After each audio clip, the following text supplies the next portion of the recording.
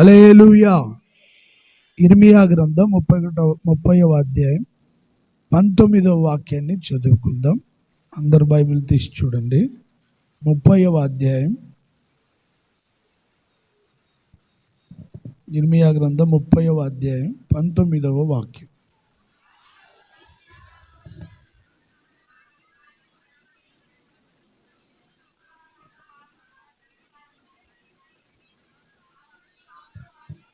అలుపులు కాకుండా నేను వారిని, అందరు చెప్పండి అన్నమాట, అలుపులు కాకుండా నేను వారిని అందరు చెప్పాలి, అందరు చెప్పండి, నేను వారిని గనులుగా చేసేదను. నేను ముందు 2 వాక్యాలు చదువుతాను, ఆ తర్వాత మీరు పూర్తి చేయండి. నేను వారిని గనులుగా చేసేదను. Praise the lord. హల్లెలూయా. చూడండి, సర్వశక్తి కలిగిన దేవుడు ఇశ్రాయేలుని ఆయన అనుకున్న చోటుకి తీసుకుని వచ్చి వారిని సమృద్ధి గల చోట స్థిరపరిచి వారిలో కృతజ్ఞతా స్తోత్రములను, ఇందాక మనం కృతజ్ఞతా స్తోత్రం చెప్పాం. ప్రతి నెల మొదటి తేదీని ఇలాగే ప్రార్థన జరుగుతుంటుంది, కృతజ్ఞతా స్తోత్రములు చెప్తుంటాం. గత మాసాన్ని తలంచుకొని ఈ మాసాన్ని దీవెనకరంగా మార్చాలని కృతజ్ఞతాపూర్వకంగా మనం దేవుణ్ణి స్తుతిస్తూ ఉంటాం. కృతజ్ఞతా స్తోత్రములు ఖచ్చితంగా జరిగిపోయిన కాలాన్ని, దేవుడు మన జీవితంలో చేసిన మేలులని తలంచుకుంటూ దేవుణ్ణి స్తుతించాలి, దేవుని నామాన్ని ఆరాధించాలి. చూడండి ప్రియ సహోదరులారా, కృతజ్ఞతా స్తోత్రములను సంబరపడు వారి స్వరమును వినబడును. చూడండి, వారు నివసిస్తున్న ప్రాంతాల్లో కృతజ్ఞతా స్తోత్రములు, సంబరపడు వారి స్వరములు. బాధతో వస్తే మీరు ఎవరేం చెప్పలేరు, సంతోషంగా ఉంటే దేవుని గట్టిగా స్తుతిస్తారు. Praise the lord. బాధగా వస్తే మీరు ఏం చెప్పలేరు, సంబరపడుతూ ఉన్నారనుకోండి, వారి స్వరాలు గట్టిగా వినపడతాయి. హల్లెలూయా అని చెప్దాం ఒకసారి. చాలామంది బాధల్లో ఉన్నట్టున్నారు, బాధలన్నీ తొలగిపోయేటట్టుగా చెప్తామా గట్టిగా ఆమేనని. బాధ నివారణ అవునుగాక, సమస్యల నుండి విడుదల పొందుదురుగాక, సంబరపడి వారి స్వరములు బిగ్గరగా వినబడినట్లుగా దేవుని సన్నిధిలో సంతోష ధ్వనులతో ఆయన స్తుతించేంతగా అద్భుతాలు జరిగించునుగాక. హల్లెలూయా. సంబరపడు వారి స్వరములు, దేవుడు తన ప్రజల్ని నివసింపజేసే చోట కృతజ్ఞతా స్తోత్రాలు, సంబరపడేటువంటి స్వరములు వినబడుతున్నాయి. జనులు తక్కువ మంది కాకుండా దేవుడు వారిని విస్తరింపజేశాడు. అల్పులు కాకుండా నేను వారిని గనులుగా, గొప్పవాళ్ళుగా, పెద్దవాళ్ళుగా. యెషయా గ్రంథంలో మాటలు ఉంటాయి. 9వ అధ్యాయం 15వ వాక్యంలో పెద్దలను గనులను, 9:15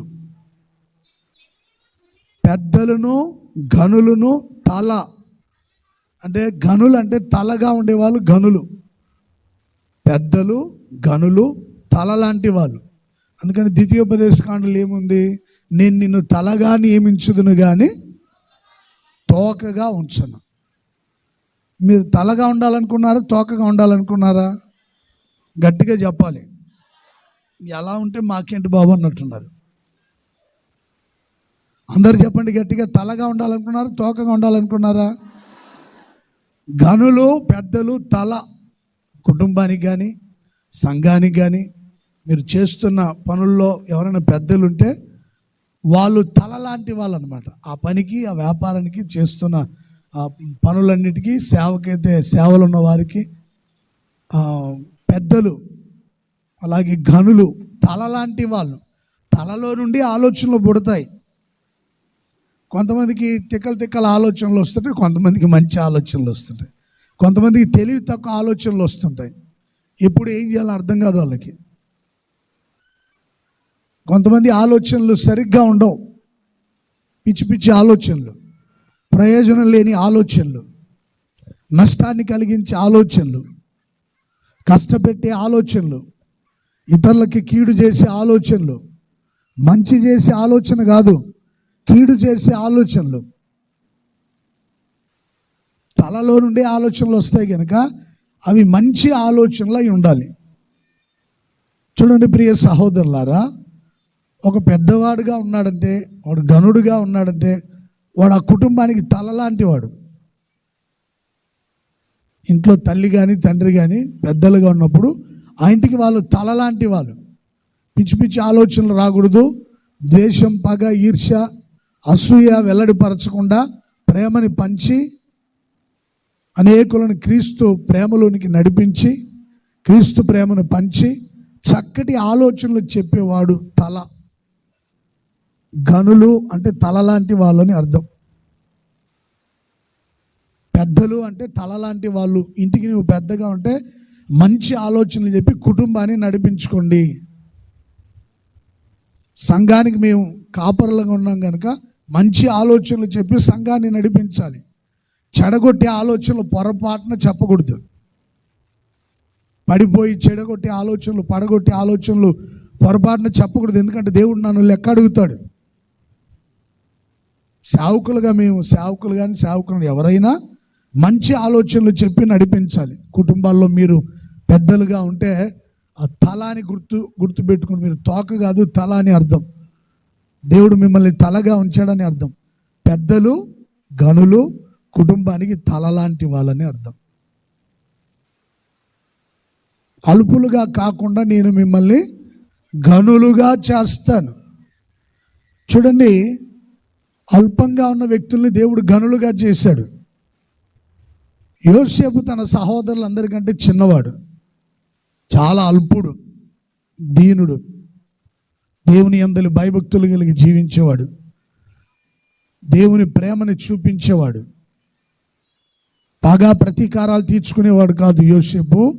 ప్రేమ చూపించేవాడు, దేవుని భయం కలిగి బ్రతికేవాడు. తన సహోదరులందరికెల్లా చిన్నవాడు. ఆ తండ్రి తన సహోదరుల క్షేమం నిమిత్తమై వాళ్ళ యోగక్షేమాలు తెలుసుకుని వాళ్ళకి ఆహార వస్తువులు ఇవ్వాలని చెప్పినప్పుడు చాలా సుదూర ప్రయాణం చేసి వారి ఆకలి బాధలు తీర్చాడు. అన్నయ్యలు మాత్రం అసూయతో ఉన్నారు, ద్వేషంతో ఉన్నారు, పగతో ఉన్నారు. యోసేపును కొట్టి చంపాలని ఆలోచనలో ఉన్నారు. కలలుగానే వాడు వస్తున్నాడు రా, వాడు ఎప్పుడు తను గొప్ప చేసుకుంటూ మనల్ని తగ్గించి చెప్తా ఉంటాడు, మనల్ని కించపరిచి మాట్లాడుతుంటాడు, వాడు తాను గొప్ప చేసుకుంటూ ఉంటాడు, మనల్ని కించపరుస్తూ ఉంటాడు. కలలుగానే వాడు వస్తున్నాడు, మన సంగతులన్నీ నాన్నగారికి చెప్పి మనకి నెమ్మది లేకుండా చేస్తున్నాడు కలలుగానే వాడు అని చెప్పి ఆ యోసేపు తన సహోదరులకి ఎంత మంచి చేసినా యోసేపుకు వాళ్ళు కీడు చేస్తూనే వచ్చారు. వాళ్ళు ఎంత కీడు చేసినా సర్వశక్తి కలిగిన దేవుడు అల్పుడుగా ఉన్న యోసేపుని ఒక రోజున ఏం చేశాడండి? గట్టిగా చెప్పాలి, ఘనుడుగా చేశాడు. చప్పట్లు కొడదామా గట్టిగా? అంటే తన మనసులో చెడు ఆలోచనలు లేవు, చెడు ఉద్దేశాలు లేవు, కీడు చేయాలన్న ఆలోచన లేదు. నా సహోదరులు అనేటువంటి భావం, నా సహోదరులు కదా అనే భావన ఆయనలో మంచి ఉంది కనుక, మంచి జరిగించాలని ఆలోచన ఉంది కనుక అల్పుడుగా ఉన్న యోసేపును ఒక రోజున దేవుడు ఘనుడుగా ఎంచి ఐగుప్తు దేశం అంతటికి ఆహార శాఖ మంత్రిగా నియమించాడు. ఏ అన్నలైతే పగబట్టి కొట్టి చంపాలనుకున్నారో అదే అన్నయ్యలు వచ్చి యోసేపు పాదముల మీద, ప్రభో మాకు ధాన్యం కోసమే ఈ ప్రాంతానికి వచ్చాం, వేగు చూసేదానికి కాదు మేము వచ్చింది. నిజంగా చెప్పండి, మీరు ఎందుకు వచ్చారు? ఈ ప్రాంతాన్ని దోచుకోవాలని వచ్చారు కదా? లేదు ప్రభు, మేము ఆహారం కోసమే వచ్చాం, ధాన్యం కోసమే వచ్చాం. ఇంతకు మీ నాన్నగారు ఉన్నారా? ఉన్నారండి. ఏం పేరు ఆయన పేరు? ఏం పేరండి? మీ నాన్నగారి పేరేంటి? యాకోబు. ఉన్నాడా? బ్రతికే ఉన్నాడా? బ్రతికే ఉన్నాడండి. మేము తండ్రి కుమారులమండి. మరి 10 మంది వచ్చారు, ఇంకొకడు ఏడి?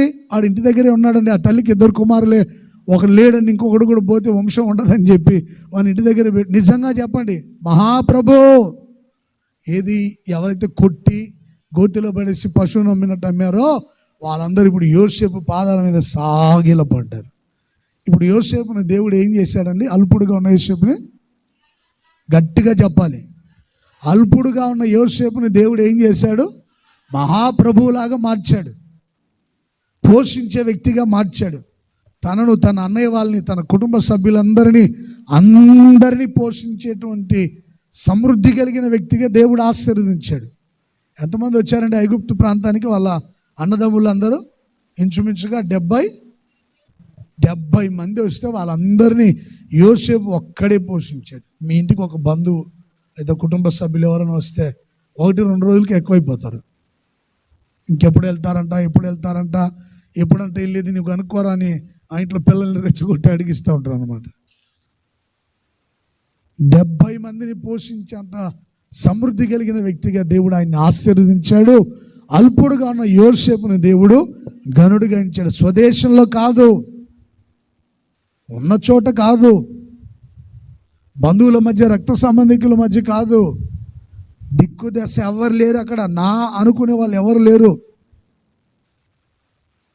మన అనుకునే చోట మన వాళ్ళు ఉంటే మనకి ఎంతో ధైర్యం ఉంటుంది, నెమ్మది ఉంటుంది, సమాధానం ఉంటుంది. మన వాళ్ళంతా ఉన్నారు, మనకి ఇబ్బంది లేదని.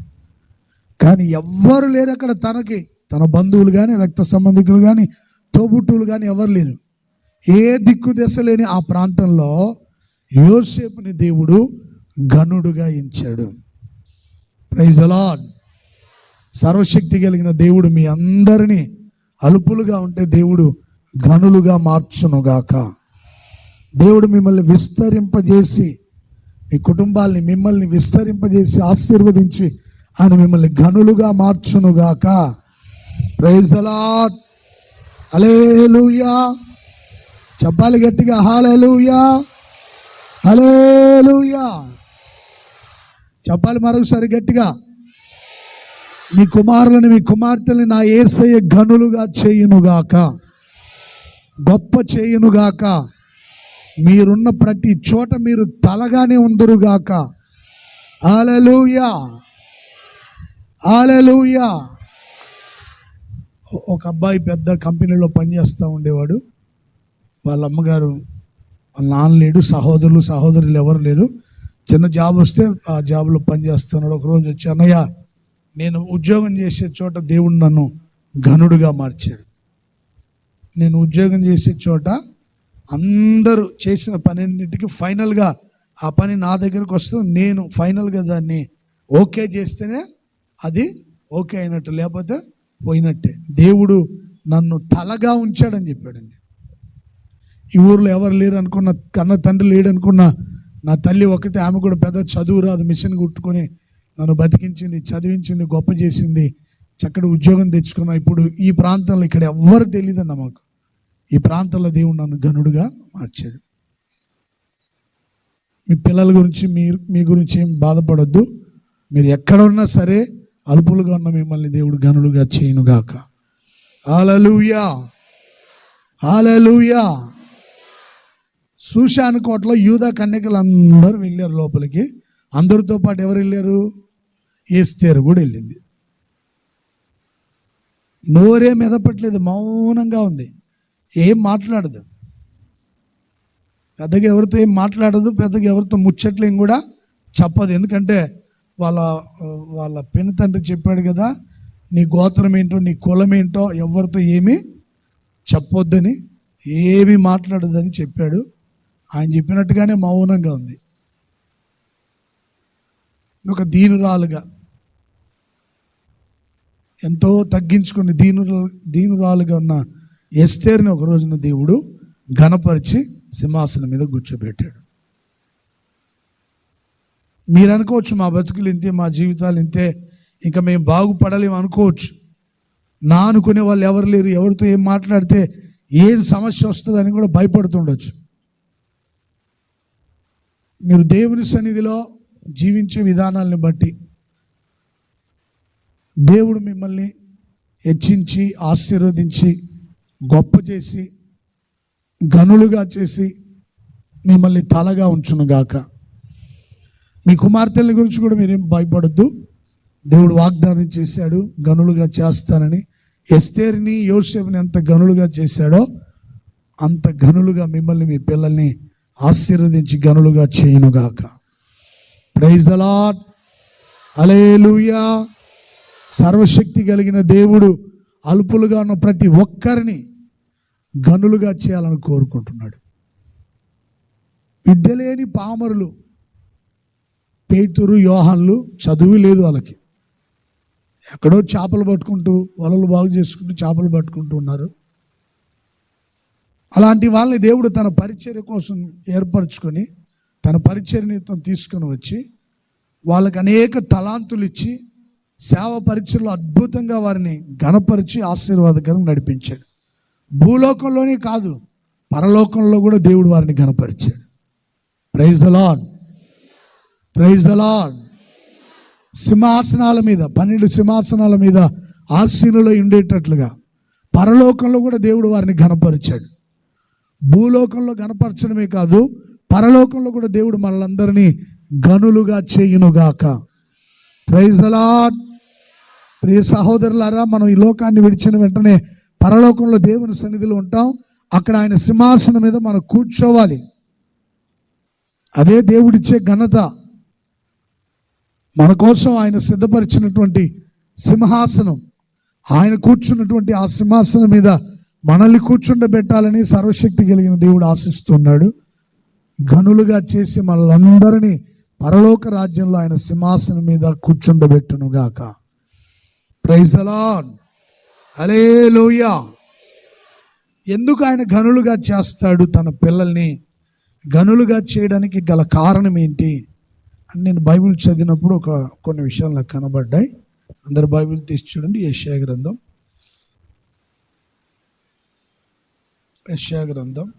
32వ అధ్యాయం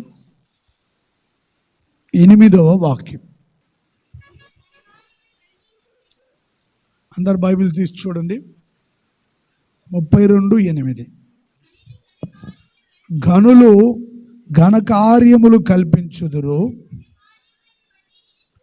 వారు చేసిన ఘనకార్యములను బట్టి నిలుచుదురు.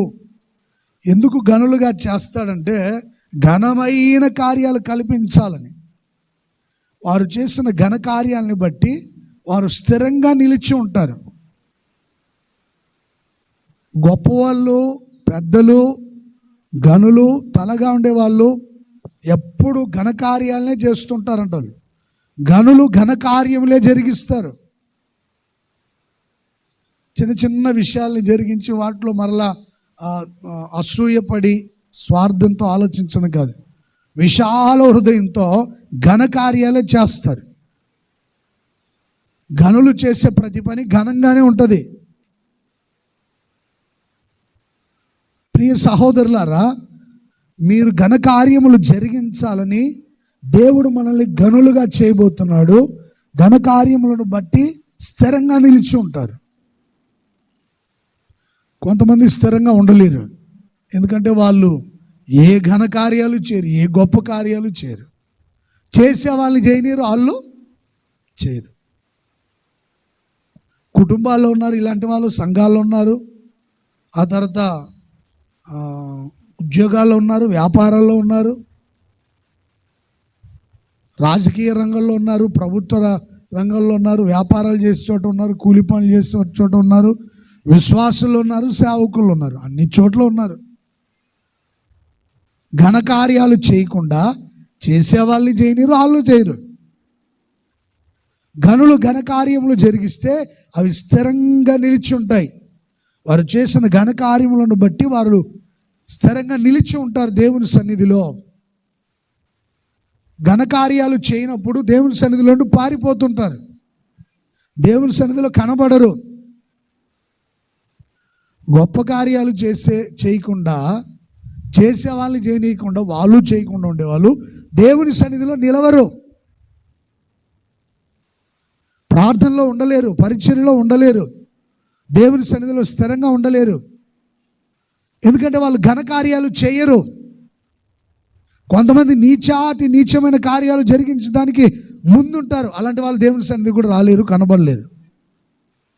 వచ్చిన దేవుని సేవకుల్ని కలిసి వెళ్ళలేరు. ఒక ఇంటికి వెళ్ళానండి ప్రార్థన చేద్దామని, వాళ్ళ భార్య వాళ్ళ ఆయనకి ప్రార్థన చేయించాలని చాలా తపన పడిపోతుంది. మొత్తం మీదకి ఆయన వచ్చాడు, దగ్గర రండి బాబు ప్రార్థన చేస్తానంటే, నాకు కుదరదులే, మీరు చేయండి మీరు చేసుకుని వెళ్ళండి. సరే నేనే ప్రార్థన చేస్తానంటే ఆయన బయటికి వెళ్ళిపోతున్నాడు. ఏంటంటే ఫుల్గా తాగి వచ్చున్నాడు. ఆయన దగ్గర సారా కంపు కొడుతుంది, బ్రాందీ కంపు. దగ్గరికి వెళ్ళి ప్రార్థన చేద్దామంటే ఆయన నన్ను కూడా దగ్గర రానివ్వట్లా, ప్రార్థన చేయనివ్వట్లా. ఎందుకంటే తాగి వచ్చున్నాడు. తాగుబోతు, తిరుగుబోతు, నీచాతి నీచమైన పనులు చేసే వాళ్ళు దేవుని సన్నిధికి రాలేరు. దేవుని సన్నిధిలో పవిత్రంగా పరిశుద్ధంగా జీవించే వాళ్ళు దేవుని సన్నిధికి వస్తారు. వాళ్ళు ఏ పని చేసినా అది ఘనంగా ఉండాలనుకుంటారు. వాళ్ళు చేసే ప్రతి పని ఘనకార్యములను బట్టి వాళ్ళు నిలిచే ఉంటారు, కానీ దేవుని సన్నిధిలో ఉండి పారిపోరు, దేవుని సన్నిధికి దూరం అయిపోరు, దేవుని సన్నిధిని విడిచిపెట్టరు, ఆత్మీయులతో సహవాసాన్ని విడిచిపెట్టరు. ప్రియ సహోదరులారా, మీరు ఘనకార్యాలు చేసే వ్యక్తులుగా ఉన్నారా? అసలు ఏ పని చేయట్లేదా? నీచాతి నీచమైన పనులు చేసేదానికి కొంతమంది పరుగులు ఎడుతుంటారు. అబద్ధ సాక్ష్యాలు చెప్పేదానికి, ఇతరులకు నష్టాన్ని కలుగజేసేదానికి, దొంగతనాలు చేసేదానికి, దేవునికి విరోధమైనటువంటి పాపపు క్రియలు చేసేదానికి ముందు పరిగెడతారు. కానీ దేవుని సన్నిధిలోనికి వెళ్ళి దేవుని కోసం మనం ఘనకార్యాలు చేయాలనే ఆలోచనే ఉండదు కొంతమందికి. మన ఈ మధ్య ఒక సహోదరి మెసేజ్ పెట్టింది, అన్నయ్య మా ఇంట్లో ఒక ఆమె పని చేస్తూ ఉంటుంది, వాళ్ళ పాప అన్నిట్లో ఫస్ట్ క్లాస్ చదువుతూ ఉంటుంది. ఆ తల్లి 4 ఇళ్లలో పాచి పని చేసుకుని చదివిస్తూ ఉంటుంది పాపని. 40,000 ఫీజు కట్టాలని వాళ్ళు కాలేజీ వాళ్ళు చెప్తే ఫీజు కట్టేదానికి డబ్బులు లేవు. అప్పుడు నాకు తెలిసిన వాళ్ళకి నేను ప్రార్థన చేయమని చెప్పాను. నేను ఇంతకుముందు వేరే దేశంలో జాబ్ చేస్తూ ఉండేదాన్ని. అక్కడ ఒక ప్రేయర్ టీం వాళ్ళు ఉంటే వాళ్ళకి ప్రేయర్ విన్నపం పెట్టి ప్రార్థన చేయమని. దాంట్లో ఒక పెద్ద బిజినెస్ మ్యాన్ వెంటనే ఇంత ఫస్ట్ ర్యాంకులో పాస్ అయింది అమ్మాయి. ఫస్ట్ ఇయర్లో చాలా మంచి మార్కులు వచ్చాయి. ఇప్పుడు మధ్యాంతరంగా చదువు ముగిస్తే బాగోదు, అమ్మాయి చదువుకి ఎంత డబ్బులో నేను చదివిస్తానని చెప్పి, ఇప్పుడు ప్రస్తుతానికి ఫీజు ఎంత అని చెప్పి ఆ బిజినెస్ మ్యాన్ ఆ డబ్బులన్నీ కట్టేశాడండి. Praise the lord, praise the lord. పెద్ద వ్యాపారవేత్త. నాకు మరల తిరిగి ఇవ్వాల్సిన అక్కర్లేదు, తీసుకొని చదివించండి అని చెప్పాడు. మన వాళ్ళైతే వడ్డీలకు ఇచ్చి 3 రూపాయలు వడ్డీ, 4 రూపాయలు వడ్డీ, 10 రూపాయలు వడ్డీ అని చెప్పి వడ్డీలకు తిప్పుకొని పోట్లాడుకొని గొడవలు పడుకొని, ఎవరు ఈయన మొహం ఆయన చూడకుండా ఆయన మొహం ఈయన చూడకుండా, ఏదో జూలో కదా సింహాలు ఉంటాయి చూడండి, అలా ఉంటారు కొంతమంది. ఎలుగుబంట్లు సింహాలు ఉంటాయి చూడండి, ఆయన చూస్తే ఎలుగుబంట్లాగా ఫీల్ అవుతాడు, ఈయన ఆయన చూస్తే సింహంలాగా ఫీల్ అవుతుంటాడు. అన్ని జనులకు అప్పివ్వండి, సహోదరులకు అప్పివద్దనింది బైబిల్లో. తర్వాత చదువుకోండి ద్వితీయోపదేశ కాండంలో అనుకుంటా. అన్ని జనులకు అప్పివ్వండి, సహోదరులకి అప్పేమి ఇవ్వద్దు, నీ దగ్గర ఉన్నప్పుడే ఇవ్వని, నీకు ప్రేరణ వస్తే ఇచ్చేసి ఆయన ఇచ్చినప్పుడే తీసుకో. Praise the lord, praise the Lord. అది ఘనకార్యం అంటారు దాన్ని. లేదు నీ దగ్గర డబ్బులు లేవు బ్రదర్, ట్రై చేస్తాను, ఎవరైనా ఉంటే తెలిసిన వాళ్ళు ఉంటే ట్రై చేస్తాను, నా దగ్గర నువ్వు 10,000 అడిగావు కదా, ఒక 2,000 రూపాయలు ఉన్నాయి, ఇదిగో ప్రార్థన చేసి ఇస్తాను, నువ్వు ప్రార్థన చేసుకో, దేవుడు నీకు సమృద్ధిగా ఇస్తాడు అని అలా చెప్పండి. మధ్యవర్తులుగా ఉండి మరలా వడ్డీలకి అప్పులకి డబ్బులు ఇప్పించొద్దు, అది ఇంకా చాలా ప్రమాదం. తెలివి మాలిన వాడు అని ఉంటుంది సామెతల గ్రంథంలో. పూట పడేవాడు తెలివి మాలిన వాడు అని ఉంటుంది. అట్లాంటి పనులు కూడా చేయొద్దు. నేను అనుకున్న దేవుడు వీళ్ళని ఇంతగా ఆశీర్వదించాడు కనుక వీళ్ళు కలిగిన దాంట్లో సహాయం చేశారని, వడ్డీలకు ఇచ్చి వ్యాపారాలు చేసి పోట్లాడుకొని గొడవలు పడుకొని దేవుని సన్నిధిలో అట్లాంటి పనులు చేయొద్దు. మీరు దేవుని సన్నిధిలో మీరు కనబడకపోతే ఇంకా మంచిది అనుకుంటా.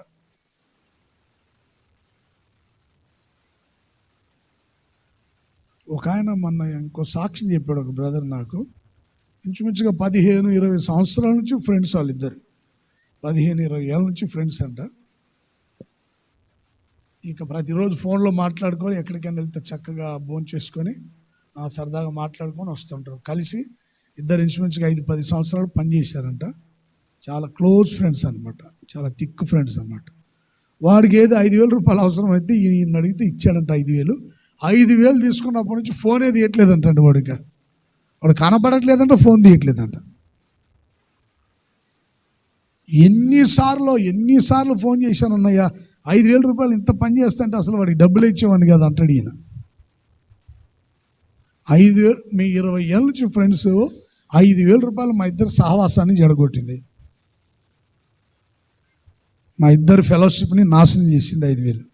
అందుకని ధనము సమస్తమైన కీడులకు ఒక జాగ్రత్త ఉండాలి. డబ్బుతో డబ్బు ఉందని విర్రవీగొద్దు, జాగ్రత్తగా దాన్ని ఎలా ఖర్చు పెట్టాలో ఖర్చు పెట్టండి. ఎవరైనా ఆపదలు ఉంటే ఇచ్చి నీ దగ్గర ఉన్నప్పుడు ఇవ్వు బ్రదర్ అని చెప్పండి. Praise the lord. 15-20 సంవత్సరాల నుంచి ఫ్రెండ్స్ అయితే వాడు ఇంతవరకు ఫోన్ తీయలేదన్న. ఈ మధ్య ఫోన్ కలిసింది, అది వేరే ఫోన్లో నుండి చేస్తే తీసేటప్పుడు ఎన్నో ఇంకా కథలు అల్లుతున్నాడు దానికి. ఎన్ని కథలు ఎవరే అవన్నీ అక్కర్లేదు, దగ్గర ఉన్నప్పుడే ఇప్పుడు ఏంది తొందర, మన ఇద్దరి మధ్య ఫెలోషిప్ ఎందుకు జడగొట్టుకోవడం 5,000 రూపాయలకి, ఏది మన చర్చికి వచ్చాయని చెప్పాడు వాడికి. మన ఇద్దరి మధ్య ఫెలోషిప్ అలాగే ఉండాలి,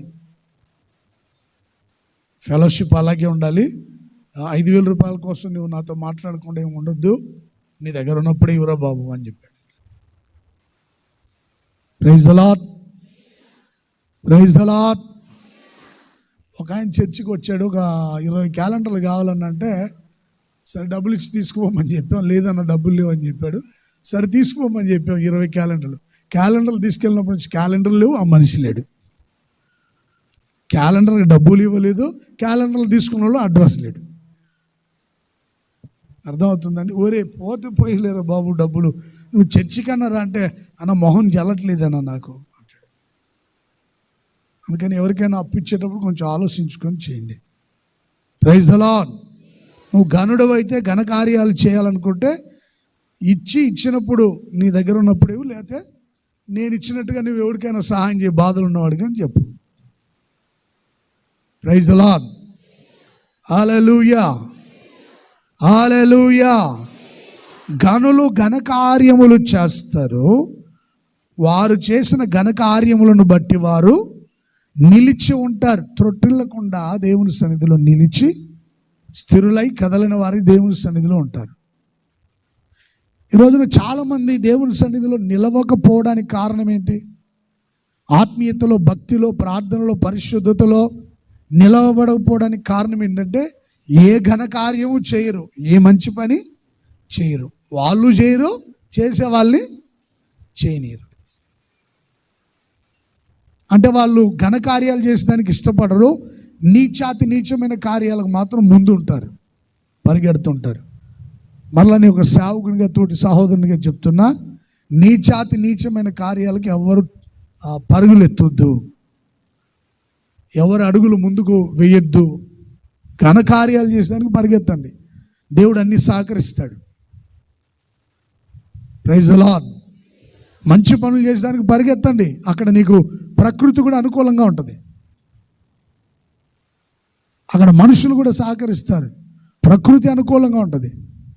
మంచి పనులు చేసేదానికి నువ్వు వెనకంజ వేయొద్దు, ముందుకే పరిగెత్తు, అక్కడ నీకు అన్నీ అనుకూలంగా ఉంటాయి. Praise the lord. Hallelujah, hallelujah. ప్రకృతి కూడా అనుకూలిస్తూ ఉంటుంది.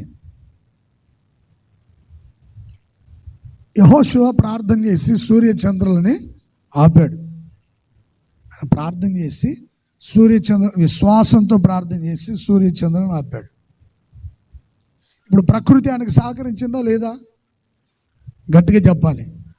సూర్యుడా, నేను యుద్ధం చేస్తున్నా, నువ్వు పరిగెత్తొద్దు, అక్కడే ఆగు, యుద్ధం ముగించేంతవరకు నువ్వు అక్కడే ఆగు,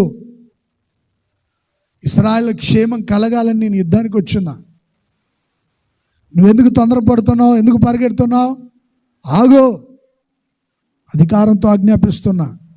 సూర్యుడా, నువ్వు పరిగెత్తొద్దు, పరిగెత్తేదానికి నువ్వేమాత్రం ఆసక్తి చూపొద్దు, అక్కడే ఉండు. ఓ చంద్రుడా, నువ్వు కూడా పరిగెత్తొద్దు, సూర్యుని చంద్రుని ఆపగలిగాడు. ప్రకృతి కూడా ఆయనకు సహకరించింది. ఒక మంచి పని, దేవుని ప్రజలకు క్షేమాన్ని కలుగచేయాలి, జయం కలుగచేయాలని యవనస్తుల్ని, బలవంతుల్ని ప్రత్యేకించి యుద్ధానికి బయలుదేరి వెళ్ళాడు. యుద్ధం చేయాలని కొంతమందిని బలవంతుల్ని, యుద్ధశూరులను ఏర్పరచుకొని యుద్ధానికి వెళ్ళాడు, దేవుని ప్రజలకు జయం కలగాలని. ప్రకృతి కూడా ఆయనకు సహకరించింది. ఒక వ్యక్తి ఘనకార్యాలు చేయాలని అనుకుంటే అక్కడ అన్ని అనుకూలంగా మార్చబడతాయి. Praise the lord, praise the Lord. మంచి పని చేయాలనుకున్నప్పుడు ఏది మనల్ని అడ్డుపరచదు, ఏది మనకు ఆటంకంగా ఉండదు. చెడ్డ పని చేయాలనుకుంటే అన్ని ఆటంకాలు, అన్ని సమస్యలు, అన్ని ఇబ్బందులే. ఓసారి అన్ని కలిసి వచ్చిన చెడ్డ పని చేసేదానికి అది తీరని నష్టాన్ని కలుగజేస్తుంది. మరి ముఖ్యంగా యవనస్తులు జ్ఞాపకం చేసుకోండి, చెడు కార్యక్రమాలకు నువ్వు పరిగెడితే అన్ని నీకు సహకరించినట్టుగానే ఉంటాయి, కానీ తుదకు అది నేను మరణానికి, సమస్యలకి, భయంకరమైనటువంటి ఇబ్బందులకి నిన్ను గురి చేస్తూ ఉంటుంది. కనుక ఒక మంచి పని చేయాలని ముందుకు అడుగులు వేయాలి. విలియం కేరీ గారు ప్రార్థన చేసేవాడంట, దేవా నేను నీ కొరకు గొప్ప కార్యాలు చేయాలి, ఘన కార్యాలు చేయాలి. ప్రపంచానికి ఇంచుమించుగా 40 భాషల్లో బైబుల్ తర్జుమా చేసి బైబుల్ అందించగలిగాడు విలియం కేరీ. తనకు నష్టం కలిగినా పర్వాలేదు అనుకున్నాడు, తన కుటుంబ సభ్యులకు నష్టం కలిగినా పర్వాలేదు అనుకున్నాడు. కానీ ఒక ఘనకార్యం చేయాలని తీర్మానం చేసుకుని ప్రార్థన చేసుకున్నాడు. దేవుడు ఆయనకు అన్ని అనుకూలపరిచాడు. అద్భుతంగా బైబుల్ని మనం అందరం చదువుకునేదానికి 40 భాషల్లో బైబుల్ని తర్జుమా చేయగలిగాడు. Praise the lord, praise the lord. వాళ్ళు చేసిన ఆ కార్యం ఇప్పటివరకు స్థిరంగా ఉంది. మన చేతుల్లో బైబుల్ ఉందంటే ఎవరి త్యాగం ఉండేది? గట్టిగా చెప్పండి, ఎవరి త్యాగం? William Carey. చప్పట్లు కొడదాము గట్టిగా ఒకసారి. ప్రపంచమంతా ఈ రోజున బైబిల్ చదవగలుగుతున్నారంటే ఎంతోమంది గొప్పలు, భక్తులు చేసిన త్యాగం. ప్రియ సహోదరులారా, మిమ్మల్ని దేవుడు మనల్ని ఎందుకు గనులుగా చేస్తాడంటే నీచమైన పనులు చేయకుండా ఘనకార్యాలు చేయాలని గనులుగా చేస్తాడు. ఇప్పుడు మీరు గనులు అవ్వాలనుకున్నారా? ఘనహీనులు అవ్వాలనుకున్నారా? గట్టిగా చెప్పండి. అల్పులుగా ఉండాలనుకున్నారా? ఘనులుగా ఉండాలనుకున్నారా? సర్వశక్తి కలిగిన దేవుని సన్నిధిలో మీరు చేసుకున్న తీర్మానాన్ని బట్టి దేవుడు మిమ్మల్ని గనులుగా చేయునుగాక. ఈరోజు మొదలుకొని జీవించినంత కాలం ఘనకార్యములు జరిగించుదురుగాక. రెండోదిగా విలాపవాక్యాలు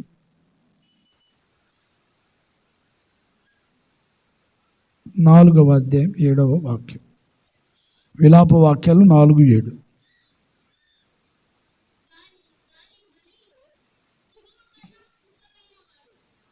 పై వాక్యం కూడా చదవండి.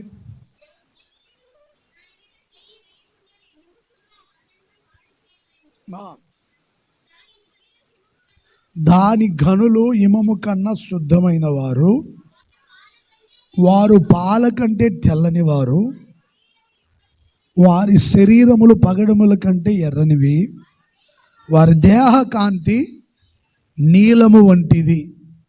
చూడండి, దేవుని ప్రజలైనటువంటి గనుల గురించి చెప్పబడిన మాట ఇక్కడ. ప్రియ సహోదరులారా, దానిలో ఉన్న గనులు హిమము కంటే శుద్ధమైన వారు, అంటే పరిశుద్ధత.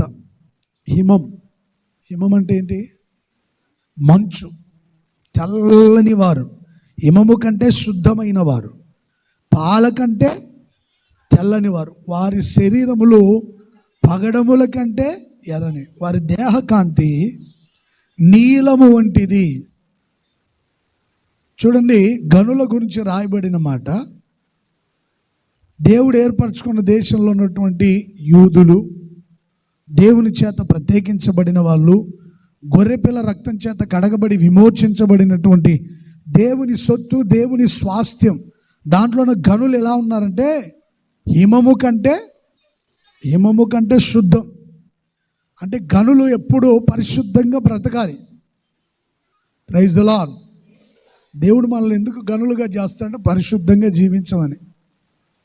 ఎంతటి పరిశుద్ధత? హిమము కంటే శుద్ధమైన వారు,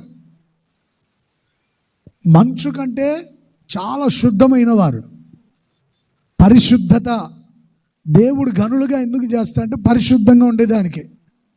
హిమము కంటే తెల్లగా, పాల కంటే ఎక్కడ ఇంత మచ్చ మరక డాగు లేకుండా దేవుని కోసం పవిత్రంగా జీవించడం, పరిశుద్ధంగా బ్రతకడం. అలాగే వారి శరీరములు పగడముల కంటే ఎర్రనివి, వారి దేహకాంతి అంటే వాళ్ళు నివసిస్తున్నటువంటి ప్రాంతంలో ఉన్న గనులకి పరిశుద్ధత, పవిత్రత. అలాంటి వాళ్ళు ఏమైపోయారు తెలుసండి? కింద మాటలు కూడా చదవండి ఒకసారి. అట్టివారి ఆకారము బొగ్గు కంటే నలుపాయను, వారిని వీధుల్లో చూచువారు గుర్తుపట్టజాలరు.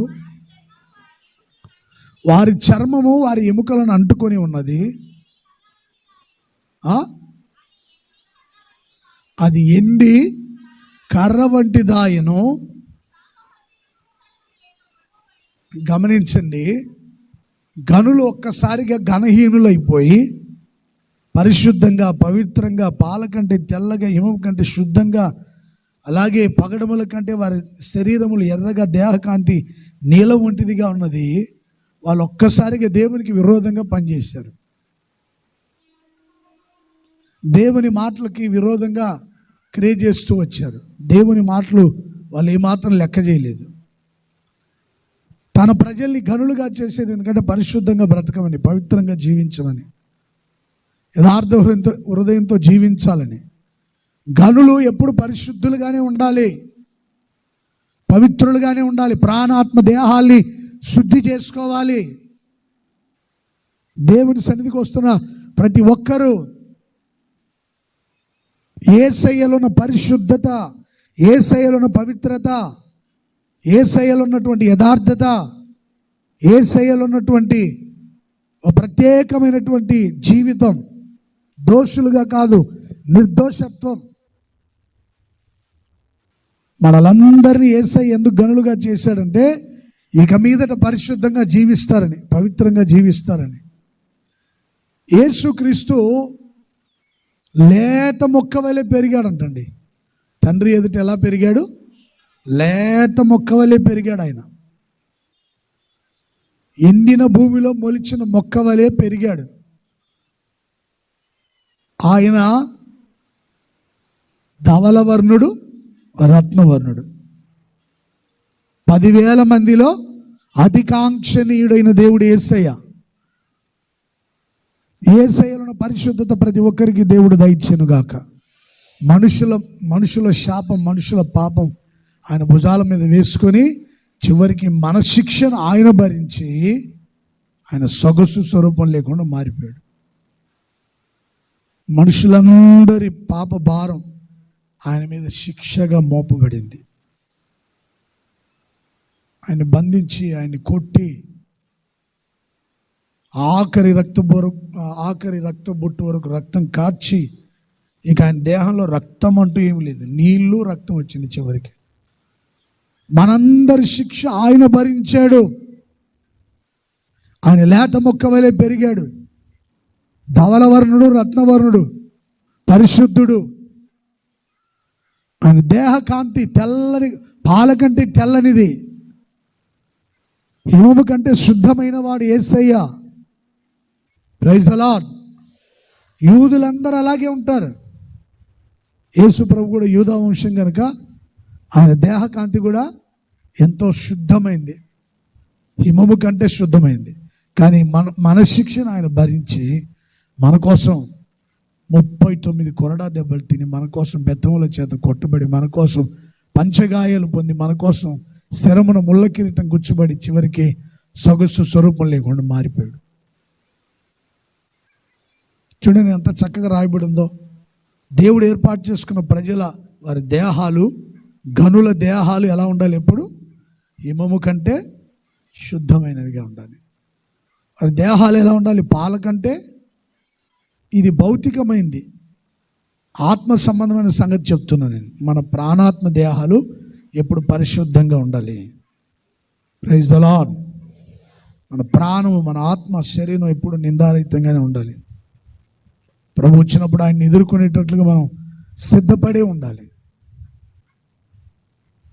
దైవ సేవకుడు చెప్పాడంట, పలానా రోజు, పలానా తేదీ, పలానా సమయాన, పలానా 10వ తేదీ ఉదయం 11 గంటలకి ప్రభు నన్ను ఆయన సన్నిధికి తీసుకుని వెళ్తాడు. నాకు చెప్పాడు, పలానా తేదీ పలానా టయానికి నువ్వు పరలోకానికి నేను నిన్ను ఆహ్వానిస్తున్నాను ప్రభు చెప్పాడని ఆయనకి చెప్తే ఆయన సంఘం అంతటికి చెప్పాడంట, ప్రభు నన్ను పిలిచాడు అని. అందరిని పిలిచాడు ఆయన.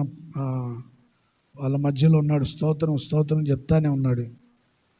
11 గంటలకు అలాగే కన్ను మూసాడు. దేవదూతలు వచ్చి ఆయన్ని పరలోకానికి తీసుకుని వెళ్ళి టైంతో సహా. అక్కడ లేకుండా ఒక విశ్వాసం ఎక్కడో ఉన్నాడంటే ఆయనకు దర్శనం వచ్చిందంట. పలానా రోజు పలానా పాస్టర్ గారు దేవదూతలు దిగి వచ్చి ఆయన దేహాన్ని పరలోకానికి మోసుకొని వెళ్ళినట్టుగా. ఆయనకు సమాధి కార్యక్రమం చేసేటప్పుడు వేరే విశ్వాసం ఇచ్చి అక్కడ సాక్ష్యం చెప్పారు. పరిశుద్ధులందరినీ దేవుడు తన సన్నిధికి తీసుకుని వెళ్తాడు. అంతెందుకంటే మన చర్చికి ఒక ముసలమ్మ వచ్చేది. ముందు రోజు ఆరాధనకు వచ్చి ఆదివారం నేను రానండి చర్చికి, ఇంకా వచ్చే ఆదివారం నేను చర్చికి రాని అందరికి కనబడి, అందరికీ ఆయన దగ్గర ఏదో డబ్బులు ఉంటే కొని, చాక్లెట్లు బిస్కెట్లు ఉంటే అందరికి పంచి, ఏంటమ్మా ఈరోజు సంగతి ఏంటంటే, ఏం లేదయ్యా వచ్చే ఆదివారం నేను చర్చికి రావట్లేదు. ఏమైంది? వీళ్ళు అడగలేదు ఆమె ఎందుకని, ఏమని అడగల. ఈ ముసలం ఇలాగే చెప్తుంటుందిలే అనుకున్నారు. వచ్చే సండే నేను చర్చిలో కనబడన్నా, ఇంకా రాను, దేవుని సన్నిధికి వెళ్ళిపోవాలి నేను అని చెప్పుకుంటా వెళ్ళిపోయిందంట. మంగళవారం రోజున ఆ కుటుంబ సభ్యులందరిని పిలిచింది. ఆ ఇంటికి దూరంగా ఒక చెట్టు ఉంటే అక్కడ కూర్చొని పెద్ద పెద్ద పాటలు పాడి దేవుని స్తుతించి ఆరాధిస్తుంది. అయిపోయిన తర్వాత ఇంటికి వచ్చి ఆ పిల్లలందరినీ పిలిచి ప్రార్థన చేసి అలాగే కన్ను మూసి పరలోక రాజ్యానికి వెళ్ళిపోయిందండి. Praise the lord. పరిశుద్ధులలో ఉన్న ప్రత్యేకత ఇది. ప్రియ సహోదరులారా, దేవుడు మనల్ని ఎందుకు ఘనపరుస్తాడంటే పవిత్రమైన మార్గాల్లో జీవించాలని, పరిశుద్ధంగా బ్రతకాలని, క్రీస్తులో ఉన్న పరిశుద్ధత మనకివ్వాలని యేసయ్య కోరుకుంటున్నాడు. అల్పులుగా కాక నేను మిమ్మల్ని గనులుగా చేస్తాను. గనులుగా ఉన్న మన ప్రాణాత్మ దేహాల్ని యేసయ్య పరిశుద్ధపరిచి ప్రభు రాకడకు సిద్ధపరచునుగాక. హల్లెలూయా, హల్లెలూయా. ఒకటి, గనులుగా ఉన్నవారు ఏం చేయాలండి? ఘనకార్యాలు. చెప్పాలి గట్టిగా. గనులు ఏం చేయాలి? నీచమైన కార్యాలు చేయాలా, ఘనకార్యాలు చేయాలా? అందరు గట్టిగా చెప్పండి. నీచమైన పనులకు పులి స్టాప్ పెట్టండి, ఘనకార్యాలు చేసేదానికి ముందుకు వెళ్ళండి. దేవుడు మిమ్మల్ని ఆశీర్వదించును గాక. నీచమైన కార్యక్రమాలకు ముందుకు వెళ్ళొద్దు, పులి స్టాప్ పెట్టండి. మంచి పనులు చేసేదానికి ముందుకు పరిగెత్తండి. మంచి పనులు చేయండి, ఘనకార్యాలు చేయండి. ఏది ఆశించకుండా, ఎవరి దగ్గర ఏమి ఆశించకుండా ఘనకార్యాలు చేయండి. దేవుడు ప్రతిఫలం ఇస్తాడు, మిమ్మల్ని ఆత్మీయతలో స్థిరపరుస్తాడు. Praise the lord. రెండోదిగా ఆయన మనల్ని ఎందుకు గనులుగా చేస్తాడంటే పరిశుద్ధంగా బ్రతికేదానికోసం, పవిత్రంగా జీవించేదానికోసం. దేవుడు నన్ను గనుడుగా చేశాడని ఘనహీనమైన పనులు ఏం చేయకుండా మనం పరిశుద్ధంగా బ్రతికేదానికోసం యేసయ్య మనల్ని ఘనపరుస్తాడు. ఏ ఒక్కరు పాపంలో పడిపోకుండా అందరిని యేసయ్య గనులుగా చేసి పవిత్రమైన మార్గాల్లో నడిపించునుగాక. హిమము కంటే శుద్ధ హృదయం మనకు దయచేయునుగాక. పాల కంటే తెల్లని వాళ్ళుగా పవిత్రులై మనం జీవించుట కృప దయచేయునుగాక. హల్లెలూయా. యేసయ్యలో ఉన్న పరిశుద్ధత మనందరికీ ఆయన కలుగు చేయునుగాక. చివరికి ఒక విషయం చెప్పి నేను ముగిస్తాను. ఎస్తేరు గ్రంథం 1వ అధ్యాయం 3వ వాక్యం. ఎస్తేరు గ్రంథం 1వ అధ్యాయం 3వ వాక్యం. తన ఏలుబడి ఎందు 3వ సంవత్సరం తన అధిపతులందరికీ సేవకులకు విందు చేయించెను. పారసిక దేశం యొక్క, మాధ్య దేశం యొక్క పరాక్రమశాలులను ఘనులను సమస్థానాధిపతులను అతని సన్నిధిలో ఉండగా. ఒక రాజు గొప్ప విందు చేయించి ఆ విందుశాలకి ఎవరెవరిని తీసుకొని వచ్చాడంటే పరాక్రమశాలులను సమస్థానాధిపతులను గనులని. Praise the lord. విందుశాల ఆయన సన్నిధిలో ఉండగా, ఆయన సన్నిధిలో రాజు యొక్క సముఖానికి పరాక్రమం కలిగిన వారిని తీసుకొచ్చాడు, సహస్రాధిపతుల్ని తీసుకొని వచ్చాడు, అలాగే ఘనులైన వారిని కూడా తీసుకొని వచ్చాడు. దేవుని సన్నిధిలో మనం నిలిచి ఉండేదానికి మనల్ని ఆయన ఘనులుగా చేస్తాడు. రాజు సముఖానికి ఎవరు వెళ్తారండి? సామాన్యమైన వాళ్ళు వెళ్తారా, ఘనులు వెళ్తారా? కలెక్టర్ గారు ఒక మీటింగ్ పెట్టారనుకోండి, కలెక్టర్ గారు మీటింగ్ పెడితే అక్కడికి ఎవరు పడితే వాళ్ళు వెళ్తారా, ఘనులే వెళ్తారా? గట్టిగా చెప్పాలి. కలెక్టర్ గారు మీటింగ్ జరుగుతుంది వాళ్ళు ఉన్న ఆఫీస్లో, అక్కడికి ఎవరు పడితే వాళ్ళు వెళ్ళరు. అటెండర్లు అంతా వెళ్ళేదానికి లేదు, పెద్ద పెద్ద ఆఫీసర్సే వెళ్తారు, గొప్ప గొప్ప వాళ్ళే వెళ్తారు అక్కడికి. ఎవరు పడితే వాళ్ళు వెళ్ళేదానికి లేదు ఆయన మీటింగ్కి. సీఎం గారు కూడా పర్సనల్గా మీటింగ్ పెడతారు, అందరినీ కార్యకర్తలందరినీ కూర్చోబెట్టుకోకుండా వాళ్ళకి కావాల్సిన గనులందరినీ కూర్చోబెట్టుకొని మాట్లాడతారు. మనల్ని గనులుగా చేసేది ఎందుకంటే దేవుని సన్నిధిలో నిలిచి ఉండేదానికి, అలాగే పరలోకంలో విందుశాలకు మనల్ని తీసుకుని వెళ్ళేదానికి. రాజు గొప్ప, ఇది భూలోక సంబంధమైన రాజు, అహశ్వరోషు రాజు చేసినటువంటి విందు ఇది. అలాగే పరలోకంలో ఒక గొర్రెపిల్ల విందు జరగబోతుంది.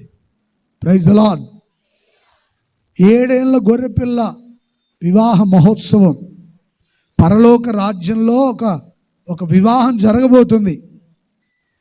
ఎన్ని సంవత్సరాలు అది? చదవండి ఒకసారి ప్రకటన గ్రంథం, బైబిల్ ప్రకటన గ్రంథం 19వ అధ్యాయం 7వ వాక్యం చదవండి. గొర్రెపిల్ల వివాహ మహోత్సవ సమయం వచ్చి ఉన్నది, తనను తాను తన భార్య సిద్ధపరచుకొని ఉన్నది. మనము సంతోషపడి ఉత్సహించి ఆయన్ని మహిమపరచెదము.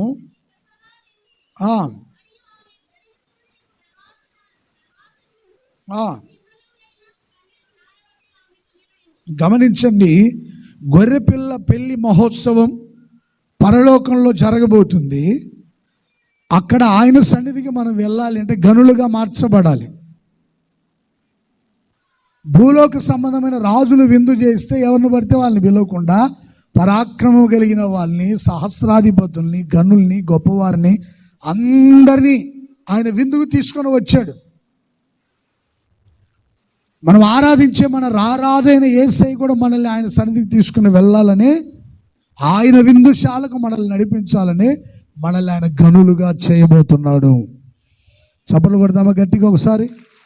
Praise the lord, praise the lord. విశాల హృదయం, మంచి మనస్సు, గొప్ప గొప్ప కార్యాలు చేసేటువంటి మనస్సు, పవిత్రంగా జీవించేటువంటి మనస్సు, అలాంటి వాళ్ళే యేసయ్య తన విందుశాలకు తీసుకుని వెళ్తాడు. అందరినీ తీసుకుని వెళ్ళడు. సర్వశక్తి కలిగిన దేవుడు మనల్ని ఆయన విందుశాలకు నడిపించేవాడు. ఆయన సన్నిధిలో మనం ఉండేదానికి, గొర్రెపిల్ల పెళ్లి మహోత్సవంలో ఉండేదానికి, గొర్రెపిల్ల పెళ్లి విందులో మనం ఉండేదానికి ఆయన మనల్ని గనులుగా మార్చి. చూడండి, యేసుప్రభు పరలోక రాజ్యాన్ని గురించి ఉపమానం చెప్పాడు. ఏంటది? పరలోక రాజ్యం ఎలాంటిదంటే, పరలోక రాజ్యం ఒక యజమానుడు తన కుమారుని పెళ్లి విందుకు సిద్ధపరిచినట్టుగా ఉన్నది. అక్కడికి అందరికీ పెళ్లి వస్త్రాలు, పరలోక రాజ్యం పెళ్లి కుమారుని రాజును పోలి ఉన్నది.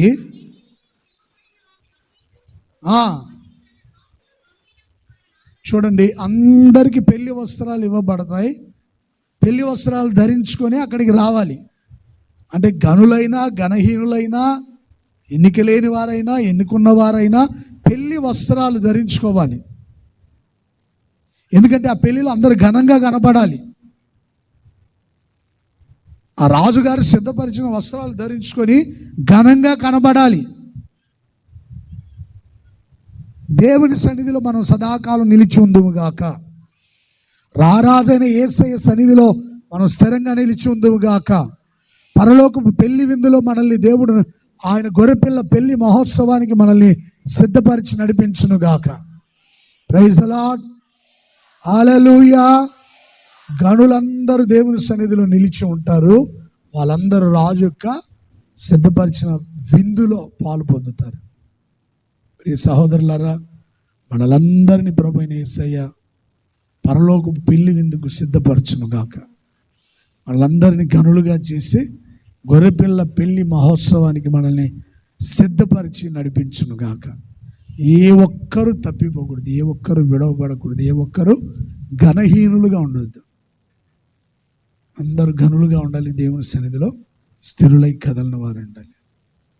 Praise the lord. రాజు సముఖానికి ఎవరిని పడితే వాళ్ళని తీసుకెళ్ళరు. దావీదు పిచ్చివాళ్ళలాగా ప్రవర్తించి తప్పించుకున్నాడు. పిచ్చివాళ్ళు వెర్రి వాళ్ళు దేవుని సన్నిధి రాజు సముఖంలో ఉండకూడదు, వీడిని బయటికి పంపిండి అని చెప్పారు. రాజు సముఖంలో నిలిచి ఉండేది గొప్పవాళ్ళు, గనులు. పిచ్చోళ్ళు అందరూ ఉండరు. పిచ్చి పిచ్చిగా ప్రవర్తించి, చిల్లరగా ప్రవర్తించి, ప్రతిదానికి కోప్పడి, ప్రతిదానికి చీటికి మాటికి కోప్పడి, ప్రతిదానికి దేవుని సన్నిధిలో కొంతమంది కనబడకుండా దేవుడు ఏం చేశాడని దేవుడి మీద సనిగి, దేవుడి మీద గొనిగి, మాకేం చేశాడని, మా జీవితంలో ఏం మేలు చేశాడని రాజు సముఖంలో ఎలా పడితే అలా ప్రవర్తించకూడదు. ఇది ఎవరి సముఖం? రారాజైనా గట్టిగా చెప్పాలి మీరు. ఇది ఎవరి సన్నిధి? రారాజైన దేవుని సన్నిధి. ఇక్కడికి మనల్ని తీసుకొని వచ్చాడు. ఇంకా మనలో పెను మార్పు కలిగజేసి గనులుగా చేయాలని. ఒకవేళ నీలో ఏమైనా పొరపాట్లు ఉంటే, ఇంకా అల్పుడుగానే ఘనహీనుడుగానే ఉన్నావేమో, ఒకసారి నీ జీవితాన్ని పరిశీలించుకో. దేవుని సన్నిధిని గౌరవించండి. ఇది రాజ సముఖం అని గౌరవించండి. దీంట్లో మనం గనులుగానే ప్రవర్తించాలని దేవుని సన్నిధిలో నడవండి.